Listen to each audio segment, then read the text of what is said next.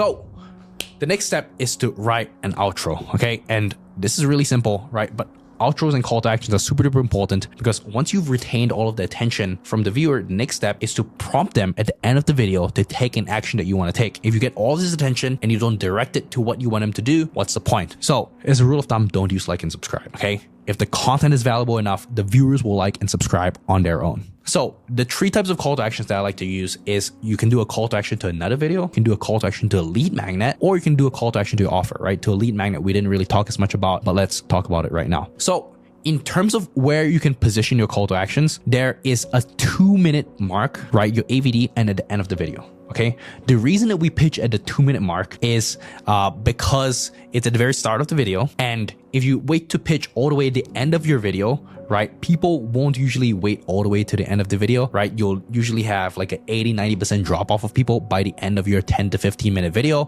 in which case you're like, right, you're going to lose many people in the call to action. But if you do a call to action at the 2-minute mark, which is usually above the average view duration, which is, you know, the average viewer usually stays to 3 to 4 minutes if it's a good video. If you pitch at the 2-minute mark, then many people are going to see it, right? 60-70% of the number of viewers that you get are probably going to see it. So in terms of the pitch that you want to do at the 2-minute mark, it's usually a lead magnet, right? So it's usually something to supplement the actual video that you're talking about. So if in this video, I talk about how to write a script and the call to action is a lead magnet on how to make thumbnails, then that doesn't make sense. But if I pitch at the 2-minute mark of the video, I'm like, hey, right, you can get my full YouTube script writing guide, click the link in the description, then you're going to go there and you're going to click on it. So the likelihood of people clicking on that is going to be substantially higher, right? So you can pitch at the 2-minute mark, okay? Where I like to pitch is at my average view duration. So if you go into your YouTube studio, you can go ahead and see what is the average view duration of my videos. So let's say the average view durations where viewers kind of stay around at is at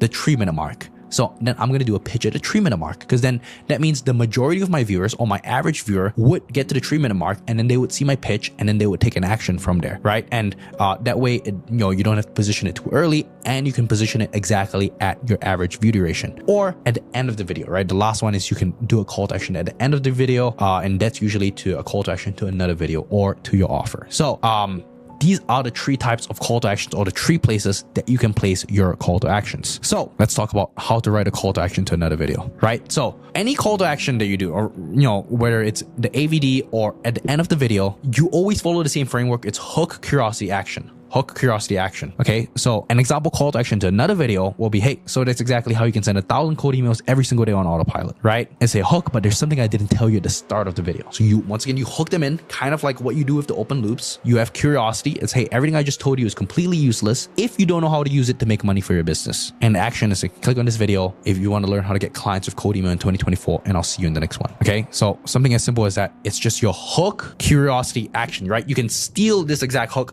but there's something I didn't tell you at the start of the video, right? You can do this for every single video. This is what I like to do. Really reuse the viewer back in. Now let's talk about how to pitch your offer or lead magnet. Okay, so offer or lead magnet pitch, right? It's going to be way simpler than your hook gap action, right? It's just me, hey, by the way, I just opened 10 spots for my one-on-one program. I want you to hear it first. The link is in the description, right? So it's nothing too long. It's usually 1 to 2 sentences and you can do a super duper soft pitch, right? And that way it's a call to action, right? Or it's like, hey, by the way, if you want to, get the slides that I exactly talked about in this specific video, you can click the link in the description, right? And I'll send it right to your inbox. Like, that's about it. Don't need to do anything too crazy. In terms of mistakes that you typically make in your call to action is at the very end of the video, what most people do is that they'll recap points in their videos, right? If they need to visit a point, they can rewind to the part that they missed, okay? So you don't need to recap the points in the video. You don't need to be like, okay, so far we talked about this, and this, and then you end it, because that is killer of your retention, because you're basically signaling to the viewer, like, hey, the video is done. We're going to dip. Okay. Number 2 is having multiple call to actions. Okay. So it's okay to have a call to action at the 2-minute mark and at the end of the video. But if you have multiple call to actions in one area, you're absolutely going to screw your click-through rate, right? Because a confused viewer doesn't buy, or a confused viewer doesn't click, right? So if at the end of your video, you tell them, hey, get a lead magnet, this is my offer, and this is another video, they're not going to know exactly what to do. So if you can just tell them at the end of the video, like, hey, click on my offer, and then that's just that. Or if you can tell them, hey, at the end of my video, click on this other video to learn more, then they will go ahead and click on that other video. So it's okay to have multiple call to actions in one video, but the call to action at any given point shouldn't be more than one call to action, so they know exactly what to do. Imagine if at the 2-minute mark, you give 1, 2, 3 call to actions, right? That's absolutely going to screw your video. So don't do that. And the last step, number 3, is not giving a reason of why they should follow through with the call to action and being lazy of it. Okay. If at the end of your video, right, the call to action is another video, we talked about hook gap action, right? You're just like, hey, click on this other video, meaning that you don't rehook the viewer and you don't give the viewer a reason to follow through with the call to action. You don't rehook them. You don't create a curiosity gap. You just tell them, hey, click on this video, right? That's a very lazy way of doing a call to action, because why would you do that when it literally takes you 20 seconds in order to script out the call to action? Literally just script out the call to action. I promise you, it's